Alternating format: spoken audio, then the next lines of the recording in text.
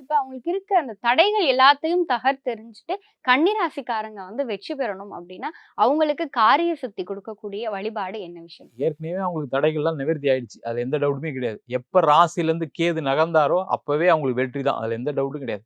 6ஆம் இடம் சொல்லக்கூடிய உபஜய ஸ்தானத்துல ராகு இருக்காரு. எல்லாத்துலயும் ஜெயிக்க போறாங்க. இன்னும் அது ஈஸியா இருக்கணும் அப்டின்னா, கண்டிப்பா இவங்க என்ன பண்ணணும், ஒரு வாட்டி திருநாகேஸ்வரம் போயி, அங்க இருக்கக்கூடிய நாகர வழிபாடு பண்ணிட்டு வர்றது நல்லது. ராகு வழிபாடு செய்த ஸ்தலம் அது. சிவன் கோவிலு. ராகுவே பாவ மன்னிப்பு கேட்டு சிவபெருமான்ட்ட பிரார்த்தனை பண்ண இடம். அங்க போய் இவங்க பிரார்த்தனை பண்ணிட்டு வந்தாங்கன்னா, கண்டிப்பா உறுதியா நடக்கும். இல்ல என்னால அவ்வளவு தூரம் முடியாது அப்படின்னா, பக்கத்துல இருக்கக்கூடிய இங்க ஆக்சுவலா பார்த்தீங்கன்னா, சென்னையில பார்த்தீங்கன்னா, குன்றத்தூர்ல நாகநாதர் அப்படின்ற ஒரு கோவில் இருக்கு. அந்த கோவில்ல போய் அவங்க பிரார்த்தனை பண்ணிட்டு வந்தாங்கன்னாவே, இந்த வருஷம் அவங்க நெனச்சதற்கு மேல பெரிய பிரார்த்தனையே தேவையில்ல. இந்த வருஷம் பார்த்தீங்கன்னா, அவங்களுக்கு எல்லாரும் பிரச்சனையும் தீர்ந்துருச்சு.